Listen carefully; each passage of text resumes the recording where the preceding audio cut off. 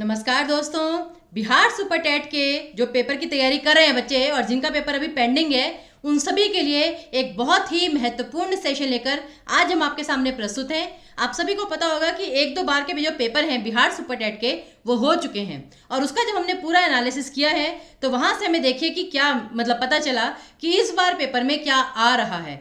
तो सबसे पहले तो ये है कि सारी की सारी आपकी व्याकरण ही आ रही है, सारी की सारी व्याकरण अच्छे से खुल के आ रही है व्याकरण जैसे 100 मार्क्स की। तो जरा जल्दी से इसकी पूरी डिटेल हम आपको बताएंगे और साथ ही साथ वैसे तो देखिए कि अलंकार, काव्य रस, काव्य गुण, वाच्य कितने डिटेल में मैंने आपको एक एक चीज करवाई थी, शब्द शक्ति करवाई थी, ठीक है ना। एक एक चीज आपको बार बार मैंने अभ्यास प्रश्न में करवाया था और वही सारे प्रश्न बच्चों ने कितना कहा कि मैम ये सारे प्रश्न ही आए हैं, थैंक यू सो मच। तो इसीलिए मेरी आप सभी से प्रार्थना है कि अगर आपका पेपर अभी तक नहीं हुआ है तो प्लीज कृपया करके इस वीडियो को बहुत अच्छे से ध्यान में दीजिएगा। यहाँ पर जितनी भी चीजें अभी तक हो सकते हैं जो आपके लिए बहुत इंपॉर्टेंट है वो, ठीक है ना, एक बार हम आपको फिर से रिवाइज करवा रहे हैं, जरा जल्दी से इसे देख लीजिएगा और जल्दी से लाइक और शेयर कर लीजिए सभी बच्चे। चलिए अब मेन तो क्या है कि जो पेपर में सबसे ज्यादा प्रश्न आ रहे हैं, बार बार बच्चे कह रहे हैं मैम अलंकार से बहुत सारे प्रश्न आ रहे हैं। तो देखिए अलंकार की कितनी प्रैक्टिस आपको करवाई थी, आज भी आपको एक बार शॉर्ट में सारा बता देंगे।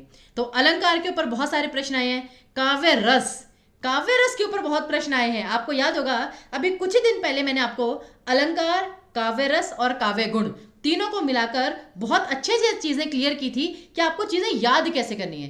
कि अगर जैसे कि शांत रस आए तो आपका प्रसाद गुण है, अगर श्रृंगार रस आ जाए, प्रेम आ जाए, आपके चेहरे पर मुस्कान आ जाए तो आपका माधुर्य गुण है। तो सारी चीजें इंटरलिंक करके बताई थी। तो प्लीज जिनका पेपर अभी तक नहीं हुआ है, मैं आपको फिर कह रही हूँ ये वाला वीडियो और हमारे जो पिछले 4-5 दिन के वीडियो हैं अलंकार काव्य रस के स्पेशली, उनको देखिएगा ध्यान से। फिर काव्य गुण के ऊपर भी एक दो प्रश्न आए थे, वाच्य के ऊपर प्रश्न आए थे काफी, छंद के ऊपर, छंद मैंने आपको कहा था, मैंने आपको यमात राज भानस लगा कितनी बार बताया था। तो छंद की गणना करनी कि इस यगण का नियम क्या है, भगण का नियम क्या है, ये डायरेक्टली पूछा गया है। तो सोचिए फ्री फंड के मार्क्स हैं अगर आप थोड़ा सा बस ध्यान दे दे तो। शुद्ध अशुद्ध वाक्य से कम 9-10 प्रश्न आए थे। सोचिए 100 में से 9-10 प्रश्न, ठीक है ना, वो सीधे सीधे शुद्ध अशुद्ध वाक्य से आए थे। और साथ ही साथ शब्द शक्ति, आपको याद होगा शब्द शक्ति मैंने कितने अच्छे से आपको बताया था 3 प्रकार की होती है आपकी, अभिधा, लक्षणा और व्यंजना। कि जो भी आपका कोई मुहावरा लोकोक्ति आए मोस्टली लक्षणा में आएगा, ठीक है ना। कि जैसे बात सारे अलग अलग संदर्भ में कर, लेकिन समझते सारे एक ही हैं। कि अगर मैं कहती हूं कोई भी व्यक्ति बोले नाच ना जाने आंगन टेढ़ा, सभी को पता है इसका एक ही अर्थ है कि अगर काम स्वयं नहीं आता तो दूसरों पे दोष लगा रहे हैं, वो लक्षण दिखाई देता है। तो लक्षणा शब्द शक्ति। अभिधा क्या होता है, जो कहा गया है सबने वही समझा है, दैट्स इट। और व्यंजना क्या होती है कि आपने एक बात कही, सबने उसे अलग अलग तरीके से लिया। तो अब शब्द शक्ति तो ये हो गया। अब ये जितने भी विषय हैं सारे के सारे अभी मैं आपको एक एक करके सारा करवाने जा रही हूं, ध्यान दीजिएगा। अब सबसे पहले तो आ जाइए काव्य रस पर। आप जानते हैं इस बार काव्य रस में किस प्रकार के प्रश्न आए हैं। आपसे ये तो बाद में पूछा गया कि इसमें कौन सा काव्य रस है, आपसे ये पूछा गया कि भरत मुनि के अनुसार कितने काव्य रस हैं, अभिनव ये, ठीक है ना। और ये आपका जैसे कि उद्भट, उनके अनुसार कितने रस हैं, इस प्रकार से आपसे प्रश्न पूछे गए हैं। तो वही मैं आपको आज बताने जा रही हूं, जरा ध्यान दीजिएगा सभी बच्चे। और इसमें क्वेश्चंस की आपको इतनी जरूरत नहीं है जितना फैक्ट्स जानने की। पेपर में जैसे आप थ्योरी में रिवीजन करते हैं जीके की, तो ये भी आपकी व्याकरण की जीके ही है। जरा इसको एक बार देख लीजिए फटाफट से। भरत मुनि के अनुसार कुल मिलाकर 8 रस हैं, कौन कौन से जरा देख लीजिए। श्रृंगार रस, हास्य रस, करुण रस, रौद्र रस, वीर रस, भयानक, अद्भुत और विभत्स रस। तो उन्होंने अभी तक शांत, वात्सल्य, भक्ति इन सभी को नहीं माना था, ठीक है ना। तो भरत मुनि के अनुसार कुल मिलाकर 8 रस थे। हाँ ये बात और है कि बाद में उन्होंने शांत रस को मान्यता दे दी थी। फिर शांत रस को 9वां रस मानने वाले थे सबसे पहले उद्भट जी, यानी उनके अनुसार 9 रस थे। फिर पंडित विश्वनाथ जो थे, पंडित विश्वनाथ ने 10 रस माने, उन्होंने वात्सल्य रस को भी जोड़ दिया। और फिर भानुदत्त और गोस्वामी, उन्होंने 11वां रस माना भक्ति रस। तो ये आपकी एक सीरीज थी। और उसी प्रकार रुद्रट जो थे, उन्होंने प्रयाण नामक रस का भी, ठीक है ना, वो किया कि एक प्रयाण नामक भी रस होता है रुद्रट जी ने। अब जो आपको ये और इंपॉर्टेंट कुछ इसके बारे में तथ्य जानने हैं, जैसे अभिनव गुप्त, कल मुझे लगता है कि इतने सारे बच्चों ने मुझसे आके पूछा मैम अभिनव गुप्त कौन थे, उनके अनुसार कितने रस हैं। तो ये मैं आपको बताने जा रही हूँ। देखिए जरा, और अगर पेपर में अभिनव गुप्त आया है तो आपको बाकी भानुदत्त आ सकता है, आनंद वर्धन आ सकता है। तो जो कुछ की पॉइंट्स है मैं आपको बता रही हूं, जरा फटाफट नोट कर लीजिएगा सभी बच्चे। आचार्य भामह, उन्होंने क्या कहा, विभाव को ही रस माना है। तो पेपर में आपसे क्वेश्चन पूछा जा सकता है कि विभाव को ही रस मानने वाले व्यक्ति कौन थे, तो वो थे भामह। भामह ने विभाव को ही रस माना है। विभाव क्या था, अगर आपको याद हो, विभाव था आपका स्थिति और व्यक्ति। फिर आचार्य रुद्रट का भी हमने पढ़ा। उन्होंने क्या किया था, रस को अलंकार से मुक्त कर दिया था और उन्होंने माना था कि जो शांत रस है, शांत रस का मतलब क्या होता है, सम्यक ज्ञान, यानी कि जो सारा का सारा ज्ञान होता है ना, अगर आपको वो मिल गया अर्थात आप में शांत रस आ गया, क्योंकि जिससे सारा ज्ञान हो जाता है वो फिर शांत हो जाता है। तो इसलिए याद रखिए कि जो आचार्य रुद्रट थे, एक तो उन्होंने रस को अलंकार से मुक्त किया और उन्होंने शांत रस का स्थायी भाव सम्यक ज्ञान को माना है, कि संपूर्ण ज्ञान को। फिर भरत मुनि, जिन्होंने 8 रस माने थे, उन्होंने क्या कहा, उन्होंने कहा कि करुण रस की उत्पत्ति रौद्र रस से हुई है। कैन यू इमेजिन, उन्होंने ये माना कि जो करुण रस है उसकी उत्पत्ति रौद्र रस से हुई है, उन्होंने ये माना। अगला देखिए अभिनव गुप्त। अब देख लीजिए, अभिनव गुप्त के अनुसार कुल मिलाकर 9 रस होते हैं। तो अगर आपसे भी बाई चांस पूछा जाए कि जो अभिनव गुप्त हैं उनके अनुसार कितने रस हैं, तो आपका सही उत्तर होगा 9। और उनके अनुसार शांत रस का स्थायी भाव तन्मयता है, जिसके कहते हैं ना बहुत ही तन्मयता पूर्वक, तन्मयवाद, तन्मय होता है बहुत ही विनम्र व्यवहार। तो उनके अनुसार शांत रस का स्थायी भाव था तन्मयता। तो जो जो इंपॉर्टेंट कथन लोगों ने बोले मैं आपको वो बता रही हूं, आ सकता है पेपर में। फिर आनंद वर्धन, ये एक व्यक्ति थे, इन्होंने क्या कहा, रस को ध्वनि से युक्त करने वाले, कि उन्होंने कहा कि जो रस ध्वनि, एक उन्होंने नया कंसेप्ट दिया रस ध्वनि, कि जो रस है वो ध्वनि से युक्त है, ठीक है ना। और जानते हैं उन्होंने क्या कहा था कि जो महाभारत है उसका प्रमुख रस जो है, ठीक है ना, प्रमुख रस शांत रस है। महाभारत का जो सबसे बड़ा युद्ध था, महाभारत था, उसका स्थायी भाव उन्होंने शांत रस माना है। तो ये देखिए, याद रखिएगा, पेपर में बहुत इंपॉर्टेंट हो सकता है ये, कि आनंद वर्धन के अनुसार महाभारत का मुख्य रस कौन सा था, शांत रस। फिर भानुदत्त कौन थे, उन्होंने माया रस नाम का एक नया रस दिया, माया। तो उनके अनुसार एक माया रस नाम का रस है जिसमें जृंभा नामक सात्विक भाव है। जृंभा क्या होता है, जृंभा जंघाई, जमहाई जिसे कहते हैं, जमहाई जिसे कहते हैं यॉनिंग। अगर ना आप तो जमहाई ले रहे हो कि तो वो जमहाई होता है, यॉनिंग होता है, वो आपका होता है। तो भानुदत्त ने वो दिया। और फिर उसका संचारी भाव क्या है, छल। और उन्होंने ही 2 रस ग्रंथ, रस शास्त्रीय ग्रंथ भी दिए। कौन कौन से, रस मंजरी और रस तरंगिनी। तो पेपर में आपसे प्रश्न पूछा जा सकता है कि रस मंजरी के जो रचयिता हैं वो कौन थे, तो वो थे भानुदत्त, जिन्होंने माया रस नाम का एक नया रस दिया था। और लास्ट में भोज, भोज एक व्यक्ति थे जिन्होंने 4 नए रस दिए, ठीक है ना। कौन कौन से, प्रेयस, शांत, उदात्त और उद्धत। तो 8 में जो सबसे पहले 8 रस थे भरत मुनि ने जो दिए थे, तो 8 में 4 करके उन्होंने कुल रसों की संख्या 12 कर दी। और इन 4 रसों की केवल कल्पना की थी उन्होंने, तो कुल मिलाकर उनके अनुसार 12 रस थे। तो ये काव्य रस के बारे में कुछ बेसिक इंफॉर्मेशन थी जो आपको पता होनी चाहिए थी, जो पेपर में डायरेक्टली पूछी जा सकती है, स्पेशली अभिनव गुप्त की। उनके अनुसार 9 रस थे। आगे देखिए, अब आते हैं वाच्य पर। वाच्य के काफी सारे प्रश्न आए थे, बच्चों ने बताया। तो याद रखिए, शॉर्ट में मैं सारी चीजें बता रही हूं। क्रिया के जिस रूपांतर से, रूपांतर मतलब कि रूप में परिवर्तन आना, बदल जाना, बदलाव, ठीक है ना। क्रिया के जिस बदलाव से यह पता चले कि वाक्य में क्रिया का प्रधान विषय कर्ता, कर्म या भाव में से क्या है, उसे वाच्य कहते हैं। यहां पे बेसिकली वाच्य में मैंने आपको पहले भी बताया आपको क्या करना है। स्टेप 1 होगा आपका क्रिया को छांटना। कोई भी आपको वाक्य दिया गया है उसमें क्रिया छांटिए। फिर आपको देखना है स्टेप 2, क्रिया किस आधार पर बदलती है, क्रिया किस आधार पर बदलती है। अगर तो वो कर्ता के आधार पर बदलेगी, जैसे कि आपको एक वाक्य दिया गया है, आपको मेन काम क्या करना है, उसमें कर्ता, कर्म और क्रिया छांटनी है, ठीक है ना। अगर तो जो कर्ता है वाक्य में, कर्ता को बदल के देखिए, लिंग के अनुसार भी, वचन के अनुसार भी। अगर तो क्रिया बदल गई तब तो वो आपका आएगा कर्तरीवाच्य। अगर क्रिया कर्म के अनुसार बदल रही है तो आएगा कर्मवाच्य। और अगर क्रिया कर्ता और कर्म दोनों के अनुसार ही नहीं बदली तो वो फिर आएगा आपका भाववाच्य। बस इसमें इतना सा है और इसके अलावा कुछ नहीं। अब इसके अभ्यास के लिए आपके पास 8 वाक्य हैं यहाँ पर। मेरी आप सभी से प्रार्थना है कि जब भी आप इस वीडियो को देखेंगे, ठीक है ना, तो ये पहले वीडियो को यहीं पर पॉज कीजिएगा। इन 8 वाक्यों का पहले स्वयं से छांटिएगा कि यहाँ पर कौन सा रस, ये कौन सा वाच्य है, और फिर हमारा उत्तर देखिएगा। तो जैसे कि पहला वाक्य, लड़कियां बाजार जा रही हैं। अब इसमें क्रिया क्या है? जाना। और ठीक है ना, अब यहाँ पे है कि लड़कियां हैं कर्ता, लड़कियां जा रही हैं। अब यहाँ पे लड़कियां की जगह वचन बदल के देखिए, लड़की बाजार जा रही है। क्रिया तो यहीं पे बदल गई, है की जगह है हो गया। फिर लड़के बाजार जा रहे हैं, अर्थात अगर कर्ता के अनुसार क्रिया बदल रही है तो यहाँ पे आपका कर्तरी वाच्य आएगा। सिंपल सी चीज, बस इतना सा आपको याद रखना है। उसने मेज से आम खाया। आम क्या है? यहाँ पर आपका कर्म, और उसने क्या है? कर्ता। अब खाया ये आपकी है क्रिया। अब उसने मेज से आम खाया, उसने मेज से मेज मतलब मजे से, सॉरी मेज नहीं मजे से, उसने मजे से आम खाया, उसने मजे से जलेबी खाई। अब यहाँ पे आपने क्या किया? कर्म बदला तो क्रिया बदल गई, खाया की जगह खाई। अब उसने की जगह बदल के देखिए, लड़के ने मजे से आम खाया, लड़की ने मजे से आम खाया, लोगों ने मजे से आम खाया।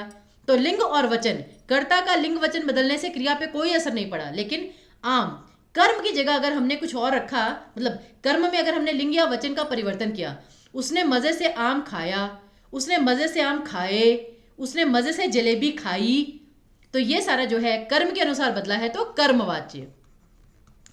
उसी प्रकार नेहा रामायण पढ़ रही है। अब नेहा की जगह मोहन कर दो, मोहन रामायण पढ़ रहा है। क्रिया कर्ता के अनुसार बदली है, यानी कि कर्तरीवाच्य। As simple as that. इतना सा बस आपको काम करना है। मेरे द्वारा रामायण पढ़ी जा रही है, यानी कि रामायण को पढ़ा जा रहा है, तो रामायण कर्म है। अब मेरे द्वारा उपन्यास पढ़ा जा रहा है, तो यहां पर आपने रामायण की जगह सिर्फ एक शब्द लिखा उपन्यास, या मेरे द्वारा गद्यांश पढ़ा जा रहा है, तो कर्म के बदलने से क्रिया में परिवर्तन आया, तो ये हो गया आपका कर्मवाच्य। उसी प्रकार हमसे वहां नहीं ठहरा जाता। अब मुझसे वहां ठहरा नहीं जाता, तुमसे वहां ठहरा नहीं जाता, उससे वहां ठहरा नहीं जाता। आपने कोई भी परिवर्तन किया, क्रिया नहीं बदली, तो जहां क्रिया नहीं बदलती वहां पर आता है आपका भाववाच्य। फिर कुमकुम खाना खाकर सो गई। अब कुमकुम की जगह अगर मैं कहूं मोहन खाना खाकर सो गया, सिंपल सी बात है, यहां पर आपका कर्तरीवाच्य, क्योंकि ये कर्ता के अनुसार क्रिया बदली। ठीक है ना, बस ये छोटी छोटी चीजें आपको ध्यान रखनी है। फिर अब यहां रुकना संभव नहीं है, ठीक है ना। यहां पर अब आपका क्रिया किसी भी आधार पर नहीं बदलेगी, तो भाववाच्य। और लास्ट में वर्षा से पुस्तक पढ़ी गई। वर्षा कौन है? कर्ता। अब वर्षा से पुस्तक पढ़ी गई, मोहन से पुस्तक पढ़ी गई, लोगों से पुस्तक पढ़ी गई, तो कर्ता के अनुसार क्रिया नहीं बदली, लेकिन अब पुस्तक जो है, पुस्तक को पढ़ा गया है, पुस्तक आपका कर्म है। अब पुस्तक की जगह कुछ और रख के देखिए, वर्षा से पुस्तक पढ़ी गई, वर्षा से पत्र पढ़ा गया, वर्षा से उपन्यास पढ़ा गया, तो यहां पर कर्म के बदलने से क्रिया बदली है, तो यहां पर आएगा आपका कर्मवाच्य। तो इस प्रकार से आपको सही वाच्य ढूंढना है। अगला विषय क्या आया था पेपर में? शुद्ध अशुद्ध वाक्य। कम से कम 9-10 प्रश्न आए थे इससे। तो जरा देखिए कि अब जैसे आपके सामने 6 वाक्य हैं, आप एक बार ट्राई कीजिए कि इन वाक्यों में आप अशुद्धि छांट पाते हैं। जरा जैसे सबसे पहले वो जा रहे थी, अब रहे थी, ये तो समस्या सी होगी। या तो होता वो जा रही थी, तो रहे की जगह रही आना था, ठीक है ना, वो जा रही थी। या फिर ये होता वो जा रहे थे, तो थी की जगह थे आ जाता।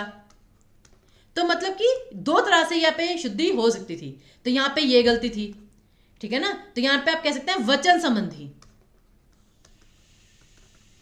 या लिंग संबंधी आप कह लीजिए। फिर हम जा रहा हूं, अब हम नहीं, मैं जा रहा हूं, मैं जा रहा हूं, तो यहां पे आपकी क्या है? सर्वनाम संबंधी शुद्धि। आपको पता होना चाहिए किस संबंधी शुद्धि है, पेपर में पूछा भी जा सकता है ये। फिर एक फूलों की माला ले आओ, अब एक फूलों की, अब यहाँ पे जो एक शब्द है वो विशेषण है, आप सभी को पता है, और हम बेसिकली बोल भी देते हैं एक फूलों की माला ले आओ जरा फटाफट से। लेकिन यहाँ पर ऐसा लग रहा है कि फूलों के साथ एक विशेषण है, हमें माला एक चाहिए, लेकिन फूल तो बहुत सारे होंगे ना एक माला में। तो यहाँ पे एक शब्द यहां पर आना था, फूलों की एक माला ले आओ। तो यहां पे क्या है, पदक्रम संबंधी अशुद्धि। पदक्रम संबंधी अशुद्धि। पदक्रम क्या होता है, जहां पर शब्द जो है वो आगे पीछे लिखे होते हैं। जैसे कि मैं एक शुद्ध वाक्य कहती हूं, मेरा नाम ईशा है, लेकिन अगर मैं ये कह दूं ईशा है मेरा नाम, तो वो वाक्य गलत हो जाएगा। क्यों, उसमें शब्द आगे पीछे है। यहां पर भी वही हुआ। अगला, उसकी दयनीय दुर्दशा हो गई है। अब दयनीय भी है और दुर्दशा भी, यहां पे आपने रिपीटिशन की है। दुर्दशा का मतलब यही होता है कि बुरी हालत है, तो आपको यहां पर यह लिखना चाहिए था कि उसकी दयनीय दशा है, ठीक है ना, दयनीय दुर्दशा नहीं। तो यहां पे पुनरुक्ति कर दिया आपने, रिपीटिशन कर दी, तो यहां पे शब्द प्रयोग संबंधी अशुद्धि है।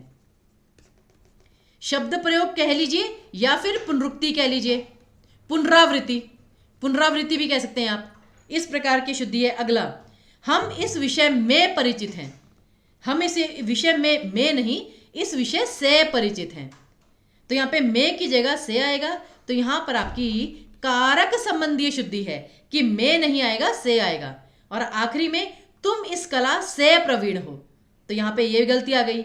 यहाँ पे तुम इस कला से नहीं, तुम इस कला में प्रवीण हो, तो यहाँ पे भी आपकी कारक संबंधी अशुद्धि है। तो बस आपको इस तरीके से पता होना चाहिए। आगे देखिए, अब कुछ प्रश्न जरा फटाफट देख लीजिए। जैसे कि कौन सा वाक्य शुद्ध है, आपको पेपर में ऐसा प्रश्न आ सकता है कि, तो जैसे देखिए, परशुराम के क्रोधाग्नि ने, अब अग्नि जो होती है वो स्त्रीलिंग होती है, तो यहाँ पे के नहीं की आना चाहिए था कि परशुराम की क्रोधाग्नि ने क्षत्रियों को जला दिया। फिर खेतों में लंबे लंबे घास उग आए, घास जो है वो स्त्रीलिंग होता है कि लंबी लंबी घास उग आई, तो यहां पे आना था लंबी लंबी घास उग आई। तो यहां पर भी आपका लिंग संबंधी शुद्धि थी। फिर गलियों को चौड़ा करना आवश्यक है, अब ये आपका बिल्कुल शुद्ध वाक्य है। बाकी वृक्षों पर कोयल कूक रही है, वृक्षों पर नहीं वृक्ष पर। अब या तो आप ये कहिए हर वृक्ष पर कोयल कूक रही है, या वृक्ष पर कोयल कूक रही है, ठीक है ना। तो यहां पर आपकी वचन संबंधी शुद्धि थी। आगे देखिए, निम्न में से कौन सा वाक्य शुद्ध है। अधिकतर आपको ऐसे प्रश्न आएंगे, ये इंपॉर्टेंट है। अब शत्रु ने हथियार रख दिए, शत्रु ने हथियार फेंक दिए, शत्रु ने हथियार डाल दिए और शत्रु ने हथियार तोड़ दिए। तो बेसिकली एक मुहावरा है, आपको पता होना चाहिए, सही मुहावरा है सी ऑप्शन, शत्रु ने हथियार डाल दिए।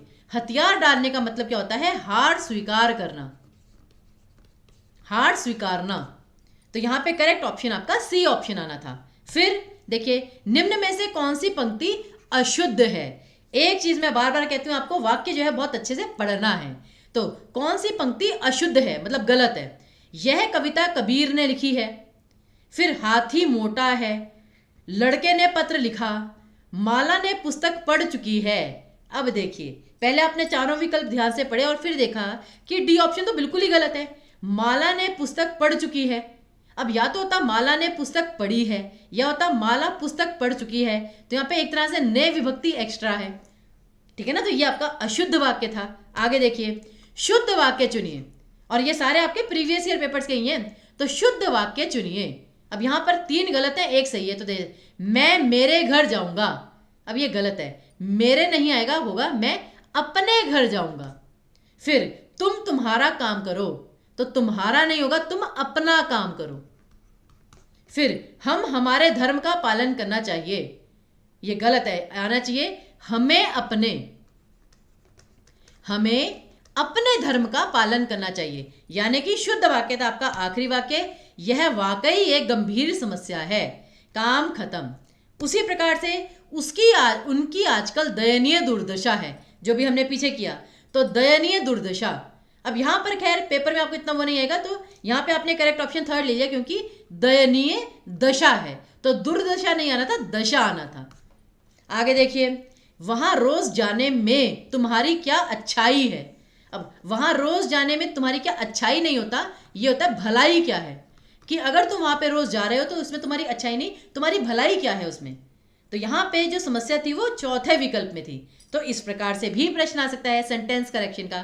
फिर वह भूख में तड़प रहा है, भूख में नहीं, भूख से तड़पा जाता है।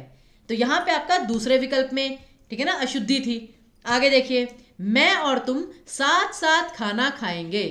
तो यहाँ पे मैं और तुम नहीं, हम साथ साथ खाना खाएंगे। तो यहाँ पे हम आना था, तो पहले वाले भाग में अशुद्धि थी। तो मेन आपको यही देखना होता है कि किस प्रकार से आप व्याकरण को सही से समझते हैं। आगे देखिए, जनता के अंदर असंतोष फैल गया। तो जनता के अंदर नहीं, जनता में। देखिए एक चीज व्याकरण में मैं आज आपको बता रही हूं, भाषा, आपकी भाषा प्रभावशाली कब बनती है, कम से कम शब्दों में अधिक से अधिक बात को रखना। जितना ज्यादा बोलेंगे लोग उतना आपको कम सीरियसली लेंगे। तो इसलिए जनता के अंदर नहीं, जनता में असंतोष फैल गया। तो अशुद्धि आपकी पहले भाग में थी। आगे देखिए, निम्न में से शुद्ध वाक्य का चयन कीजिए। अब ये फिर वैसा ही, वे विविध विषय से परिचित हैं, वे विविध विषयों से परिचायक हैं। अब ये विषयों से परिचायक है, ये वैसे ही गलत हो गया। वे विविध विषयों से परिचित है, ठीक है ना।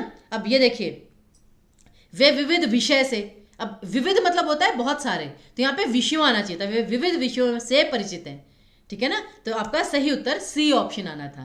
ये होती है मेन चीज।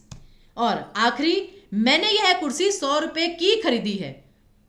तो यहां पे यह आना था, ये मैंने यह कुर्सी, ठीक है ना, 100 रुपए में खरीदी है, ठीक है ना। तो यहां पे आपकी परसर्ग, परसर्ग क्या होता है, कारक। स्टूडेंट्स परसर्ग को उपसर्ग या प्रत्यय में जोड़ लेते हैं, लेकिन परसर्ग का मतलब होता है कारक की विभक्ति। तो इसको सभी बच्चे याद रखेंगे। तो मैंने 100 रुपए में खरीदी है, इसका बेसिकली जो सही उत्तर है वो में आना चाहिए था। तो ये सभी बच्चे याद रखेंगे। अब आता है आपका छंद। छंद के ऊपर मैं आपको बताऊं, 2 प्रश्न आए थे 2 प्रकार के। एक तो आई थी आपकी गणना कि इसमें कौन सा गण है, यगण है, मगण है, तगण है, वो नियम आपको पता होना चाहिए। दूसरा प्रश्न क्या था, आपको काउंटिंग भी करनी थी और छंद बताना था, छंद का भेद कि छंद कौन सा है, इसमें रोला छंद है, दोहा छंद है। तो उसके लिए आपको कुछ कुछ मैं इंफॉर्मेशन बताने जा रही हूं। प्रश्न आज चाहे हम बहुत ज्यादा तो नहीं, लेकिन फिर भी देखिए, हमने वाच्य से भी संबंधित प्रश्न किए, वाक्य से संबंधित भी, तो अभी इससे भी संबंधित प्रश्न हम करेंगे। तो जैसे देखिए, गणना, सबसे पहले तो उसमें आपको पता होना चाहिए कि वर्ण और मात्राओं की गणना करनी कैसे है। उसके लिए आपको 3 चीजें पता होनी चाहिए। मूल स्वर कौन से होते हैं, अ, ई, उ और री। दीर्घ स्वर होते हैं आ, ई और उ। फिर संयुक्त स्वर होते हैं आपके ए, ओ और औ। ये तो आई गेस आप सभी को पता होगा। लेकिन अब जब हम छंद की बात करते हैं तो छंद में बेसिकली आपको काउंटिंग करनी होती है। तो किसी भी वर्ण या किसी भी मात्रा की जो मिनिमम काउंटिंग होती है, मिनिमम काउंटिंग होती है 1 और मैक्सिमम काउंटिंग होती है आपकी 2। तो मिनिमम काउंटिंग 1 होगी, मैक्सिमम 2। अब देखिए, अ, ई, उ, री और यहां पर आप चंद्र बिंदु भी जोड़ दीजिए। किसी भी वर्ण में अगर ये इन 5 में से कुछ भी है तो उसकी एक मात्रा गिनी जाएगी। जैसे कि अगर आपके पास की है, क को छोटी की मात्रा, तो उसे 1 गिना जाएगा। अगर मैं यहां पे लिख दूं कु, क को छोटे उ की मात्रा, तो उसे 1 गिना जाएगा।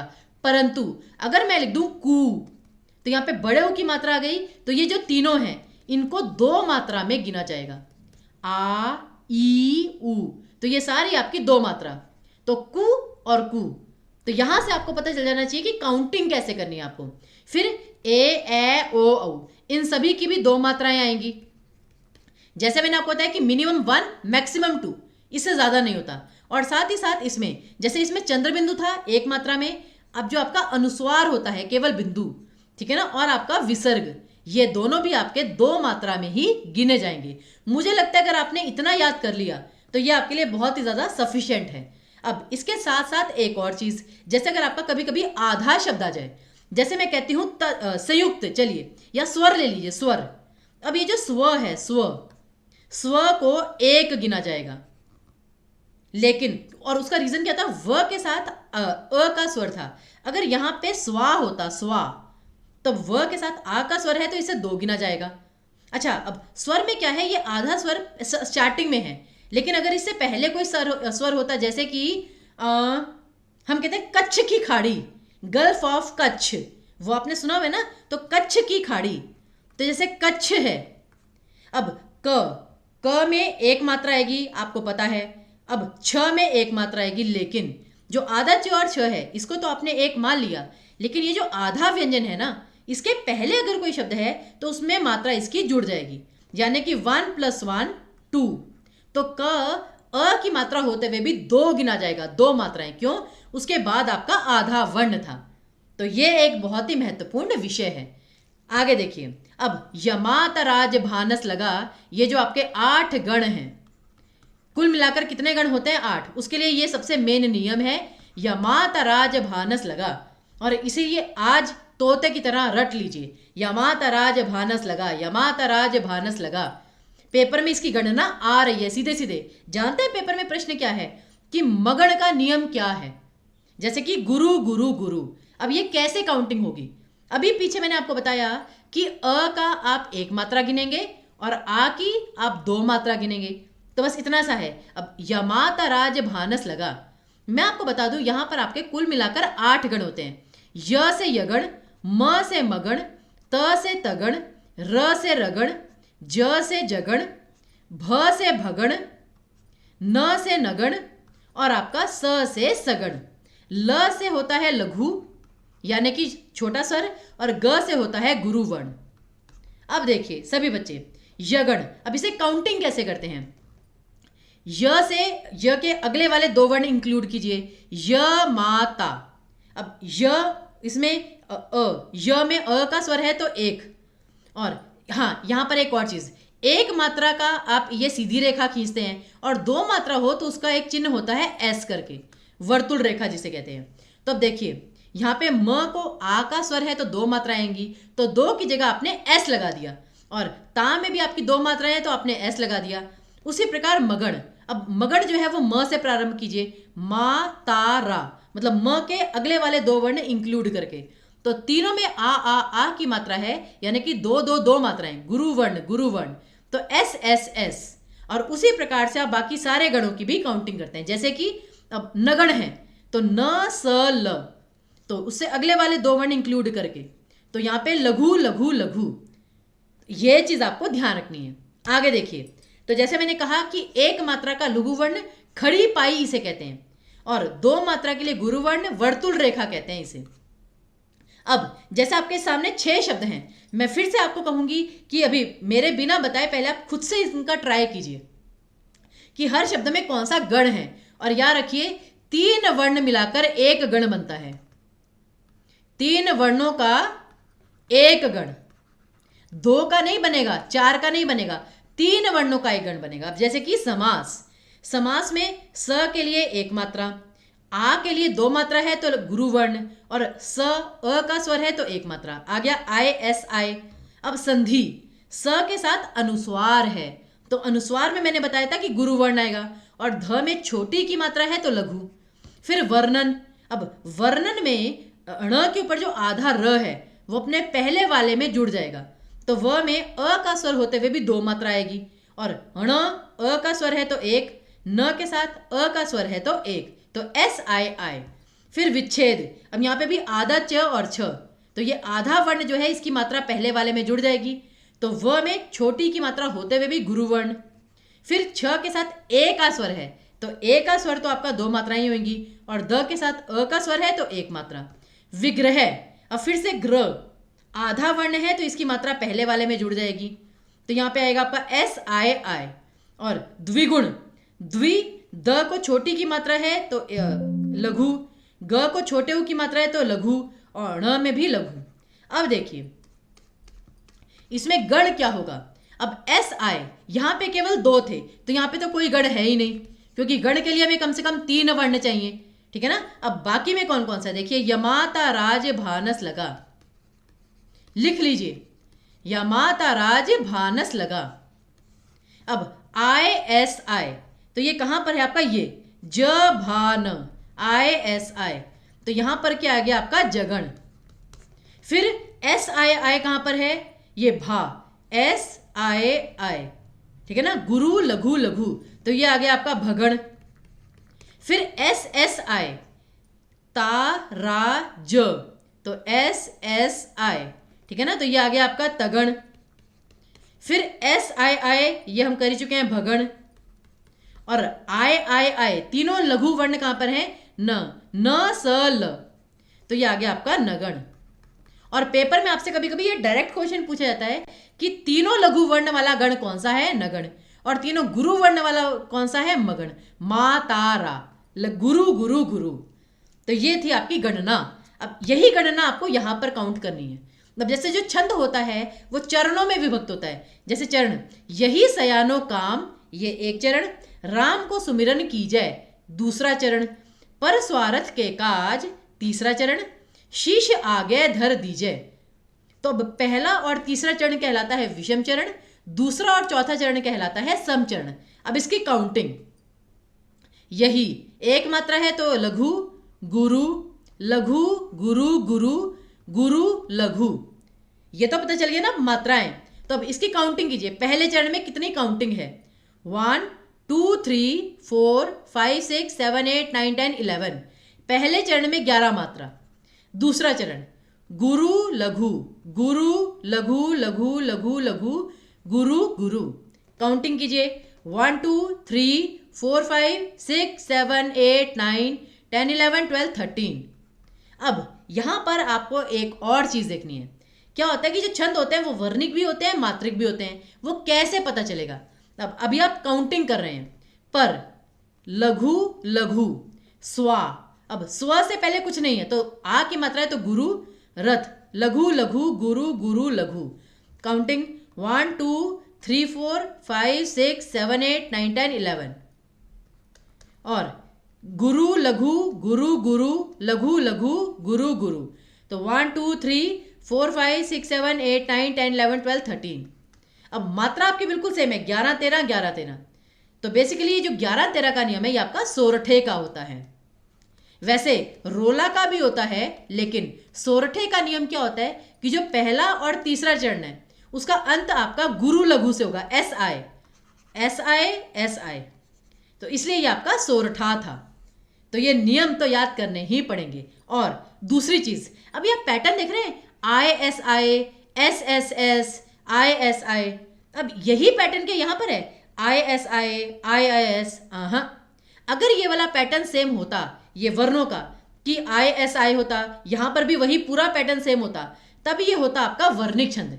लेकिन यहां पे पैटर्न सेम नहीं है तो ये आ जाएगा आपका मात्रिक छंद। इस प्रकार से आप छांटते हैं कि एक छंद वर्णिक है या मात्रिक है। और अगर आपको ये जो नियम है यति के कि 11 13 13 11 ये आपको जानने हैं, तो मैं अभी आपको लिस्ट दे रही हूं, वो आपको एक बार चेक करनी पड़ेगी। और मैं आपको इंपॉर्टेंट वाले ही दे रही हूं, कहने के लिए छंद हजारों हैं, लेकिन जो मेन छंद है पेपर के लिए वो मैं बस आपको शो करने वाली हूं। लेकिन फिर मैं बता रही हूं, अगर तो ये ISI वाला ये वाला पैटर्न अगर फॉलो हो रहा हो तब तो होता है आपका वर्णिक छंद। लेकिन अगर ये पैटर्न फॉलो नहीं हो रहा, मात्राएं मैच कर रही हैं, तो ये होगा आपका मात्रिक छंद। दूसरी चीज, अब यहां पर आपने देखा 11 13, यानी कि 4 में से 2 की मात्रा 1 थी, 2 की मात्रा 1, यानी कि आधा सेम था, ठीक है ना, पूरा सेम नहीं था। तो ये होता है आपका अर्धसम, अर्धसम यानी कि आधा सेम है। अगर यहां पे 11 13 की जगह चारों में 11 11 मात्रा होती, कि इसमें भी 11 इसमें भी 11 इसमें भी 11 इसमें भी 11, तो वो होता आपका सम छंद। तो छंद भी आपके इस प्रकार से होते हैं, ठीक है ना। सबसे पहले आता है आपका वर्णिक और मात्रिक छंद और एक मुक्तक छंद। फिर वर्णिक और मात्रिक दोनों में कौन से प्रकार आते हैं, सम छंद, अर्ध सम छंद, और एक आता है आपका विषम छंद। विषम छंद क्या होता है, जैसे यहाँ पे 4 चरण है, 1 2 3 4, जहां पे 4 से अधिक चरण हो, 6 हो 8 हो, तो जहां पे 4 से अधिक चरण हो वहां पे विषम चरण होता है। तो ये देखिए छंद के प्रकार अगर आपसे पूछे जाए तो आप 3 लिखेंगे, मात्रिक, वर्णिक और मुक्तक। वैसे उभय छंद भी होता है, उभय का मतलब होता है दोनों, अर्थात जहां पे मात्रा भी सेम हो वर्ण भी सेम हो, ठीक है। अब और याद रखिए मुक्तक छंद के प्रणेता कौन थे, ये पेपर में आ सकता है। मुक्तक छंद के प्रणेता थे सूर्यकांत त्रिपाठी निराला जी।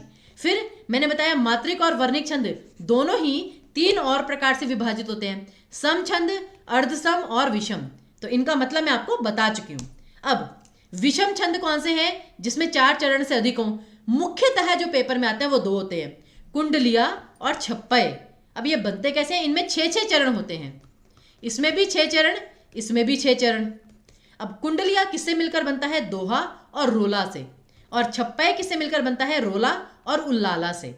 पेपर में क्वेश्चन आ सकता है, मैं बार बार कह रही हूं। फिर जो कुंडलिया में जो 6 चरण है उसमें से पहले 2 चरण आपके दोहे के होते हैं और अंत के जो 4 चरण होते हैं वो रोले के होते हैं। लेकिन छप्पय में पहले 4 चरण ये रोले के होते हैं और आखिरी के 2 चरण उल्लाला के होते हैं। और कुंडलिया की एक और विशेषता है, कुंडलिया छंद जो होता है वो स्टार्ट और एंड एक ही शब्द से होता है। अगर स्टार्टिंग में जैसे कि मधुर शब्द आया था तो बिल्कुल एंड में जाके उस छंद का एंडिंग भी मधुर शब्द से ही होगी। आगे देखिए, अब विभिन्न छंद और उनके यति के नियम। अब जैसे कि वर्णिक छंद, ये सारे के सारे आपके वर्णिक छंद हैं और पेपर में जो आ सकते हैं। जैसे प्रमाणिका, इसकी गिनती कितनी होती है? 8 वर्णों की। मालिनी छंद 8-7 का नियम है। वियोगिनी छंद इंद्र वज्रा, उपेंद्र वज्रा, कवित, सवैया और मंदाक्रांता। आपको ज्यादा नियम याद करने की जरूरत नहीं है, सिर्फ नाम याद कर लीजिए, क्योंकि पेपर में प्रश्न क्या आता है कि निम्न में से वर्णिक छंद कौन सा है या निम्न में से वर्णिक छंद कौन सा नहीं है। तो वर्णिक छंद कौन कौन से होते हैं? मेन वाले। वैसे तो वर्णिक छंद हजारों हैं, लेकिन ये याद कर लीजिए मेन जो पेपर में आ सकते हैं। मालिनी, वियोगिनी, इंद्र वज्रा, उपेंद्र वज्रा, सवैया, मंदाक्रांता। फिर मात्रिक छंद जो मेन है, दोहा, दोही, रोला, सोरठा, चौपाई, चौपई। चौपाई और चौपई अलग होते हैं, दोहा और दोही अलग होते हैं। कुंडलिया, कुंडलिनी, गीतिका, हरि गीतिका, ये भी बहुत इंपॉर्टेंट है, ठीक है ना। तो ये सारे उल्लाला, छप्पय। अब इनके जो नियम है वो यहाँ पे दिए गए हैं, जैसे कि 13-11। अब 2 हैं तो ये अर्धसम हुआ। अब यहाँ पे जैसे चौपाई है, चौपाई में चारों चरणों में 16 ही मात्राएं आएंगी तो ये समछंद हुआ। ऐसे करके आप छांटते हैं। अब ये छंद आपके यहां पर हो गए। अब अलंकार एक बार फटाफट सभी बच्चे देख लीजिए, ठीक है ना। अलंकार को सब देख लीजिए। अलंकार आपको पता है 2 प्रकार के होते हैं, शब्दालंकार जहां पे शब्द महत्वपूर्ण हो, और एक होता है आपका अर्थालंकार। पेपर में आपसे पूछा जाता है कि निम्न में से शब्दालंकार कौन सा नहीं है। अब अलंकार तो इतने सारे हैं, तो उसके लिए सबसे सिंपल चीज क्या है? शब्दालंकार केवल और केवल 5 होते हैं, केवल 5। बाकी सारे के सारे आपके अर्थालंकार होते हैं। अब जैसे ये पुनरुक्ति और वीप्सा, ये एक ही है, ये दोनों एक ही है। तो शब्दालंकार केवल और केवल 5 होते हैं। कौन कौन से? अनुप्रास अलंकार, यमक, पुनरुक्ति या वीप्सा, श्लेष और वक्रोक्ति। शेष सभी अर्थालंकार हैं। पहला प्रश्न तो आपका ये क्लियर हो गया। अब ये क्या क्या होते हैं जरा मैं शॉर्ट में बता रही हूं, क्योंकि अलंकार के बहुत सारे प्रश्न आए हैं। अनुप्रास अलंकार क्या है? आई गेस बहुत सिंपल है, जहां पे वर्णों की पुनरावृत्ति हो, एक ही वर्ण बार बार आए। जैसे कि काम कोहो कलिमल करी गन के, तो क रिपीट हो रहा है, काम कोहो कलिमल करी गन के, तो यहां पे आपका अनुप्रास अलंकार आएगा। चारू चंद्र की चंचल किरणें खेल रही थी जलथल में, तो च रिपीट हुआ। चंदू के चाचा ने चंदू की चाची को च। तरनी तनुजा तट तमाल तरुवर बहु छाए, त रिपीट हुआ, तो अनुप्रास अलंकार। अब अनुप्रास अलंकार के भी 5 प्रकार होते हैं, उनके नाम मैं आपको बता दूंगी, तो वो आपको जानना क्यों जरूरी है? पूछा जा सकता है कि निम्न में से अनुप्रास अलंकार का कौन सा भेद नहीं है। फिर आता है यमक अलंकार। बहुत सिंपल सी चीज है। अगर आप कविता की पंक्ति देखिएगा, अगर आपको लगता है पंक्ति में एक शब्द 2 बार नहीं आया, यमक अलंकार को तभी हटा दीजिए। यमक अलंकार का मेन बस ये है, जैसे कि सजना, अब ये शब्द दूसरी बार भी आया है, तो पूरी पंक्ति में अगर एक शब्द 2 बार आया है, यानी कि उसका यमक अलंकार है। और 2 बार आने का मतलब कि भिन्न अर्थों में आया है, एक ही शब्द ज्यादा बार आए और भिन्न अर्थों में आए। फिर पुनरुक्ति या वीप्सा अलंकार, ये तो सबसे ही सिंपल है कि एक शब्द इकट्ठे आ रहा है। यहां पे तो क्या था कि जैसे गैप में आया और भिन्न अर्थ में आया, भिन्न अर्थ में। लेकिन वीप्सा अलंकार में क्या है? रिपीटिशन हो रही है। जैसे मैं कहती हूं हौले हौले चलो मोरे साजना, हौले हौले, धीरे धीरे, ठीक है ना। फिर राम राम, एक शब्द एक साथ आया सेम ही मीनिंग में, तो वो होता है आपका वीप्सा अलंकार। फिर आता है आपका श्लेष अलंकार। ठीक है ना। तो जैसे यहां पर क्या होता है, शब्द एक ही बार आया और कल पेपर में श्लेष अलंकार ही आया था, याद है, रही मन पानी राखिए बिन पानी सब सून, पानी गए ना उबरे मोती मानुष चून, कल आया था ये पेपर में। यहां पे श्लेष अलंकार है कि शब्द एक ही बार आए लेकिन उसके भिन्न भिन्न संदर्भ हों और वो संदर्भ दिए भी गए हों। जैसे कि जो करते विप्लव उन्हें हरि का है आतंक। यहां पे हरि का मतलब दो था, एक तो था बंदर और एक था ईश्वर, कि अगर जैसे कि बंदर को ना छेड़ो तो वो आपको भी परेशान नहीं करेगा, उसी प्रकार अगर आप बुरे काम करेंगे तभी ईश्वर आपको परेशान करता है, अगर आप अच्छे काम करेंगे तो ईश्वर आपको नहीं डराता। ठीक है, तो यहां पर श्लेष अलंकार और वक्रोक्ति अलंकार। वक्रोक्ति वक्र जमा उक्ति, यानी कि बात टेढ़ी बात, मतलब कि मैंने कुछ और कहा आपने कुछ और समझा। ठीक है ना, जैसे को तुम हो इत आए कहां, घनश्याम हो तो कितहूं और बरसो। तो एक ने घनश्याम का अर्थ लिया कृष्ण जी, एक ने घनश्याम का अर्थ लिया काले बादल। ठीक है ना, तो यहाँ पे बोलने वाला कुछ और कह रहा है, सुनने वाला कुछ और समझ रहा है। तो ये हुआ आपका वक्रोक्ति अलंकार। ये थे आपके 5 शब्दालंकार, बाकी सारे के सारे आपके अर्थालंकार हैं। अब अर्थालंकार भी एक बार समझ लीजिए। उससे पहले अनुप्रास अलंकार के 5 भेद, छेका अनुप्रास, लाटा अनुप्रास, वर्त्य अनुप्रास, श्रुत्य अनुप्रास और अंत्य अनुप्रास। अब इसमें ज़्यादा डिटेल में मत जाइए, आगे देखिए। अब उपमा अलंकार, ये तो अर्थालंकार का सबसे मेन भेद है, इसको एक चीज जान लीजिएगा। उपमा अलंकार के 4 अंग होते हैं, उपमेय, उपमान, साधारण धर्म और वाचक। उपमेय क्या होता है, जिसकी तुलना की गई है। उपमान होता है जिससे तुलना की है। साधारण धर्म क्या होता है, जिस आधार पे तुलना की गई है। और वाचक क्या होता है, या सादृश्य। सादृश्य वाचक या वाचक एक ही बात है। तुलना के लिए प्रयुक्त शब्द जैसे कि सा, से, सी, सम, सरिस, जहां पर भी ये शब्द आ जाएं, यकीन मानिए वहां पर आपका उपमा अलंकार है। ठीक है, अब जैसे कि कुछ छोटा सा उदाहरण है, सागर सा गंभीर हृदय। अब यहां पर क्या है, तुलना किसकी हो रही है, हृदय की तुलना। तो हृदय आपका उपमेय है। अब हृदय की तुलना किससे हो रही है, सागर से, तो सागर आपका उपमान है। फिर सागर और हृदय में कॉमन चीज क्या है, साधारण धर्म। किस आधार पर तुलना हो रही है, गंभीरता के ऊपर, तो गंभीर है आपका साधारण धर्म। और वाचक शब्द क्या है, सा से सी।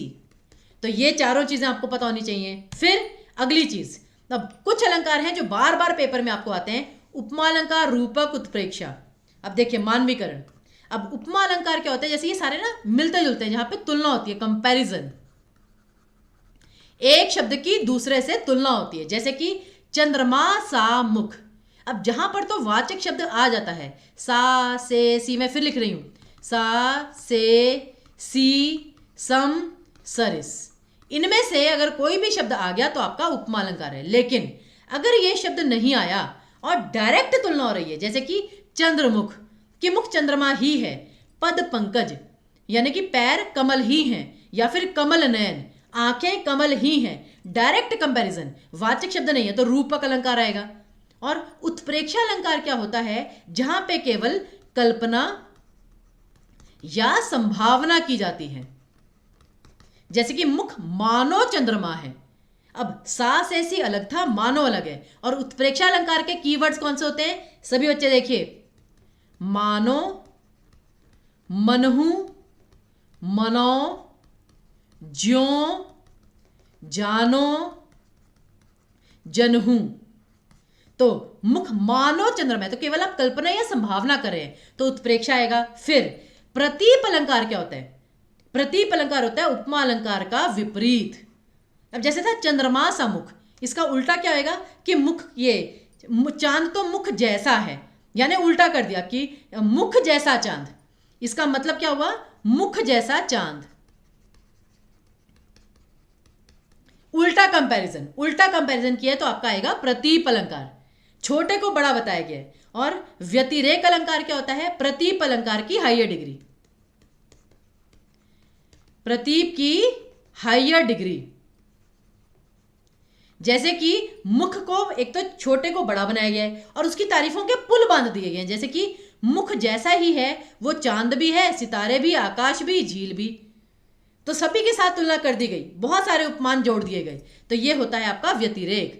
फिर अनन्वय अलंकार होता है एक, जहां पे खुद की तुलना खुद से की जाती है कि भारत के सम भारत है, तो सम शब्द आ गया, लेकिन खुद की तुलना खुद से की गई है, किसी और से नहीं, तो भारत के सम भारत है, भारत की तुलना भारत से ही की गई है, तो अनन्वय अलंकार। और आखिरी में आता है आपका मानवीकरण। मानवीकरण क्या होता है? जैसे कि मानव की प्रवृत्तियां दूसरी चीजों में दिखाई गई हैं, जैसे कि मेघ आए बड़े बन ठन के संवर के। अब जो बादल होते हैं क्या वो सज सवर के आते हैं क्या? नहीं, ये प्रवृत्ति इंसान की है, इंसान सजता सवरता है। उसी प्रकार अगर मैं कहूं फूल नाच रहे हैं, फूल नृत्य कर रहे हैं, तो फूल नाचते हैं क्या? नहीं, नाचना तो इंसान की प्रवृत्ति है। तो जहां पे मनुष्य की प्रवृत्ति दूसरी चीजों में दिखाई जाए, वहां पर आपका मानवीकरण अलंकार होता है। अब जैसे हम कहते हैं कि जो ये संध्या है, संध्या एक अप्सरा जैसी उतर रही है, तो संध्या तो वैसी कोई चीज है, लेकिन उसमें कि वो अप्सरा की भांति उतर रही है, मानव की प्रवृत्तियां दिखाई हुई हैं, तो मानवीकरण अलंकार आएगा। ओके, फिर अब जैसे है, अब 4 अलंकार और हैं उक्ति के आधार पर। ध्यान से देखिए, उक्ति के आधार पर अतिशयोक्ति, अन्योक्ति, विशेषोक्ति और विभावना। फटाफट देख लीजिए सभी बच्चे। अब अतिशयोक्ति, बात को बढ़ा चढ़ाकर कहा जाए, जैसे कि लहरें व्योम चूमती उठती, यानी कि लहरों की अप्रत्याशित ऊंचाई, कि जो लहरें हैं, व्योम मतलब होता है आसमान, कि लहरें इतना ऊंचा उठ रही हैं कि वो आसमान को छू रही हैं, तो यहां पर बात को बहुत ही बढ़ा चढ़ाकर कहा गया है, तो अतिशयोक्ति अलंकार। फिर अन्योक्ति, कि अप्रत्यक्ष रूप से कोई बात कहना, कि आपने बात को सीधा नहीं कहा, इनडायरेक्ट वे में कहा, जैसे कि ज्वालामुखी कब सृजन कर पाया है। अब इसका मतलब ये नहीं कि ज्वालामुखी कब सृजन कर पाया है, इसका मतलब हो सकता है इनडायरेक्टली समझा रहे हैं कि क्रोध केवल विनाश करता है, कि क्रोध नहीं करना चाहिए क्योंकि ज्वालामुखी कभी सृजन नहीं कर सकता, अर्थात कि क्रोध नहीं करना चाहिए, मनुष्य को शांत रहना चाहिए, तो बात को अप्रत्यक्ष रूप से कहा। फिर विशेषोक्ति अलंकार। विशेषोक्ति में क्या होता है? जहां पर कारण है पर कार्य नहीं हुआ, जैसे कि पानी बीच मीन प्यासी, कि पानी तो था, कारण था, पर फिर भी मीन जो है मतलब मछली वो प्यासी रह गई, मतलब पानी होने के बावजूद प्यासा रह जाना, वो होता है विशेषोक्ति। और विशेषोक्ति का विलोम होता है इसका उल्टा, इसका उल्टा होता है आपका विभावना अलंकार, कि जहां पे कारण नहीं है पर कार्य हो गया, जैसे कि अंधा जो है वो देख रहा है, आंखें नहीं है, कारण नहीं है, बट फिर भी आप देख पा रहे हैं। अमावस जो है उसमें रोशनी हो गई, अमावस तो वो होता है जब चांद नहीं निकलता, लेकिन फिर भी रोशनी है, ये होता है आपका विभावना अलंकार। तो इतने साधारण तरीके से ही अलंकार आपको समझाया जा सकता है, इसके अलावा और कोई शॉर्ट ट्रिक नहीं है, ठीक है ना। अब जैसे कि अब एक चीज सभी बच्चे ध्यान देंगे, जैसे मैंने कहा था यमक अलंकार में, अब आपको ऑप्शन छांटने कैसे, जरा 5 प्रश्नों से देख लीजिए फटाफट। तेरी बरछी ने बरछीने हैं खलन के। अब देखिए बरछी ने, यहां पे बरछी एक शब्द है, ने अलग, लेकिन यही जो शब्द है दोबारा रिपीट हुआ कि बर छीने हैं। अब कहने को ये डिफरेंट तरीके से यूज हुआ है, लेकिन शब्द तो रिपीट हुआ है, बरछी ने और बर छीने, तो एक ही शब्द 2 बार आया परंतु अर्थ भिन्न था, तो सीधे सीधे आपका यमक अलंकार। वैसे इसका मतलब है कि जो तेरी बरछी है यानी तेरा अस्त्र है, उसने बर छीने हैं। बर छीने मतलब कि योद्धाओं की बलि चढ़ा दी, योद्धा छीने हैं,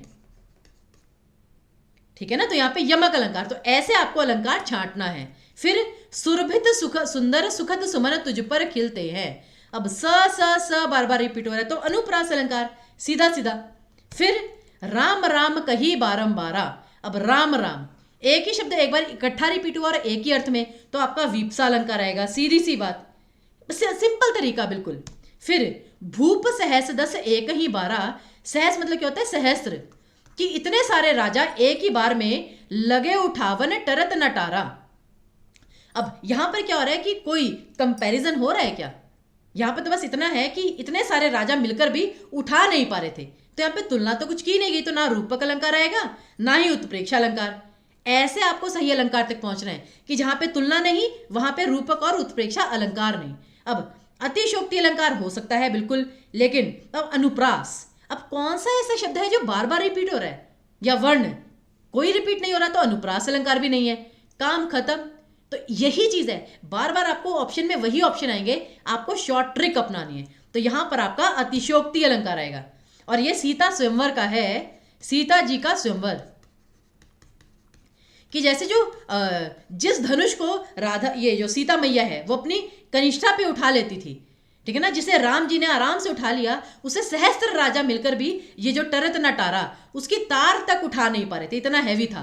तो बात को बढ़ा चढ़ाकर कहा गया है। आगे देखिए, सोहल ओढ़े पीत पट श्याम सलोने गात। अब यहां पर देखिए, कोई भी शब्द आपको लग रहा होगा कि कोई भी शब्द रिपीट नहीं हुआ तो अनुप्रास अलंकार नहीं हो सकता। फिर सा से सी सम, कोई भी शब्द आया है नहीं ना, तो उपमालंकार भी नहीं हो सकता। लेकिन एक कीवर्ड आया है मनो, मनो यानी कि मानो, तो यहां पे उत्प्रेक्षा अलंकार सीधे सीधे। अब इसका अर्थ मैं बता देती हूं कि सोहल ओढ़े पीत पट यानी कि पीले वस्त्र पहने हुए, श्याम सलोने गात, ठीक है ना, कि जैसे कि जो श्याम है, श्री कृष्ण है, वो पीले वस्त्र पहनकर ऐसे लग रहे हैं मानो, मनो मतलब मानो कि नीलमणि शैल पर, कि जो नीला पर्वत है, ठीक है ना, उस पे पर्यो प्रभात, कि सूरज की किरणें, कि नीले पर्वत पर जैसे कि सूरज की सुनहरी किरणें पड़ रही हैं, वो ऐसे लग रहे हैं कि जो श्याम है, जो श्याम वर्ण के, काले रंग के श्याम है, वो पीले वस्त्र पहनकर ऐसे लग रहे हैं। तो यहां पर आपका उत्प्रेक्षा अलंकार था। और तरणी के ही संग तरल तरंग में, तरणी डूबी थी हमारी ताल में। अब कहने को यहाँ पे त रिपीट हो रहा है, मैं मानती हूँ, बिल्कुल मानती हूँ, लेकिन पेपर में आपको जल्दबाजी नहीं करनी है, दिमाग लगाना है। त तो रिपीट हुआ तो अनुप्रास हो सकता था, लेकिन तरणी और तरणी एक शब्द 2 बार रिपीट हुआ तो अनुप्रास से भी आगे बढ़कर यमक अलंकार यहां पर मेन है, क्योंकि एक तरणी का मतलब है नाव और दूसरी तरणी का मतलब है सूर्य। तो ये आपका करेक्ट ऑप्शन होगा। तो अलंकार में आपको इस चीज का ध्यान रखना है। और फिर आपके लास्ट में काव्य गुण, इसकी भी डिटेल आपको एक और वीडियो आज हम अपलोड करेंगे, वो आप देख लीजिएगा बस। और प्रश्न भी बहुत करवा चुकी हूं, सिर्फ कुछ जानकारी देनी है, संख्या जो पेपर में आपको आ सकती है, कि आचार्य वामन के अनुसार 2 काव्य गुण थे, शब्द गुण और अर्थ गुण। आचार्य भोजराज के अनुसार, ठीक है ना, 48 गुण थे, और 48 भी आधे आधे, 24 शब्द गुण 24 अर्थ गुण, इसी के अनुसार। फिर शब्द जो होते हैं वो बाहरी खूबसूरती होती है, तो उसे बाह्य गुण कहा गया, और अर्थ जो होता है वो अंदर छिपा होता है, ठीक है ना, अंदर, तो इसे आभ्यंतर गुण कहा गया, अर्थ गुण को। तो आपको पता होना चाहिए ये सारी चीजें, बाह्य गुण क्या है, भोजराज ने कितने गुण बताए 48, आचार्य वामन ने 2 गुण बताए, फिर आचार्य मम्मट ने और बाकी सब ने फिर 3 ही गुण स्वीकार किए, प्रसाद, ओज और माधुर्य, जो मैंने आपको बताया, ठीक है ना। और इनकी रचना थी काव्य प्रकाश। फिर आचार्य विश्वनाथ की रचना थी साहित्य दर्पण, पंडित राज जगन्नाथ की रचना थी रस गंगाधर, तो ये रचना भी आपसे पूछी जा सकती है।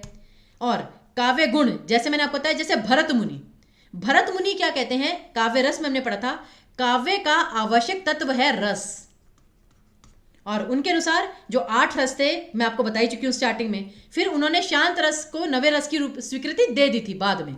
फिर धनंजय थे, उन्होंने चित्त के विकास, विस्तार, विक्षोभ और विक्षेप नामक 4 अवस्थाएं मानकर श्रृंगार और हास्य को विकास, वीर तथा अद्भुत को विस्तार, विभत्स और भयानक को विक्षोभ, और रौद्र और करुण को विक्षेपावस्था से संबंधित किया। तब मतलब ये बेसिकली टर्मिनोलॉजीज आपको पता होना चाहिए धनंजय के रिगार्डिंग। ये विकास, विस्तार, विक्षोभ, विक्षेप, ये 4 चीजें, अवस्थाएं, ये किसने दी, धनंजय ने दी। कुछ कॉमन चीजें। फिर अभिनव गुप्त, अब अभिनव गुप्त की एक रचना है तंत्रसार, याद रखिए, और अभिनव गुप्त ने 9 रस बताए थे, ये भी याद रखिएगा बार बार। फिर आगे देखिए, ध्वनि, रस ध्वनि, याद है ना, रस ध्वनि मैंने स्टार्टिंग में बताया है, रस ध्वनि किसने बताया था, आनंदवर्धन ने। फिर आगे देखिए, इन्होंने रस ध्वनि को सर्वश्रेष्ठ माना है, ठीक है ना, और अभिनव गुप्ता रस ध्वनि को ध्वनित या अभिव्यंजित मानते हैं। और लास्ट में फिर आचार्य मम्मट ने व्यंजना को काव्य के लिए अपरिहार्य माना, इसलिए उन्हें ध्वनि प्रतिष्ठापक परिमाचार्य कहा जाता है। तो अगर आपसे पूछा जाए कि ध्वनि प्रतिष्ठापक परमाचार्य किसे कहा जाता है, तो आचार्य मम्मट को कहा जाता है। ये कुछ इंपॉर्टेंट पॉइंट्स हैं बेसिकली जो आपको ध्यान रखने हैं। और काव्य गुण, अब काव्य गुण में याद रखिएगा, जैसे ध्वन्यालोक, ये आनंदवर्धन है, बार बार ध्वनि का संबंध किससे, आनंदवर्धन से। फिर अब ध्वन्यालोक के 3 भेग हैं, ये जो ध्वन्यालोक है आनंदवर्धन का, इसके 3 भाग हैं, कार्य का भाग और उस पर वृत्ति और उदाहरण, और इसके 4 उद्योत हैं। ध्वनि सिद्धांत की स्थापना, फिर द्वितीय में है लक्षणामूला और अभिधामूला, तृतीय में है पद, वाक्य और पद्यांशों की रचना, इनको ठीक है ना, ध्वनि को प्रकाशित करना, और चतुर्थ में है ध्वनि और गुणीभूत व्यंग्य के प्रयोग से काव्य में चमत्कार की उत्पत्ति। बेसिकली बहुत ज्यादा आपको करने की जरूरत नहीं है, बस इतना याद रखिए, ध्वनि का संबंध आनंदवर्धन से है और इसके 3 भाग हैं और 4 उद्योत हैं। कुछ कुछ की पॉइंट्स बस, दैट्स इट। और इसी के साथ अब ये सेशन समाप्त होता है। इसके हमने बहुत सारे प्रश्न तो नहीं किए, लेकिन ये जो कुछ कुछ इंपॉर्टेंट पॉइंट्स थे ये आपको पेपर से पहले जानने बहुत आवश्यक है। तो मेरा आप सभी से निवेदन है, इनको अच्छे से एक बार पढ़कर जरूर जाइएगा। तो इसी के साथ हम सेशन यहाँ पर समाप्त करते हैं। अगर ये सेशन आपको लाभदायक लगे तो इसे लाइक शेयर सब्सक्राइब जरूर कीजिएगा। बहुत बहुत धन्यवाद और सभी को टीचिंग परीक्षा की तरफ से ऑल द वेरी बेस्ट।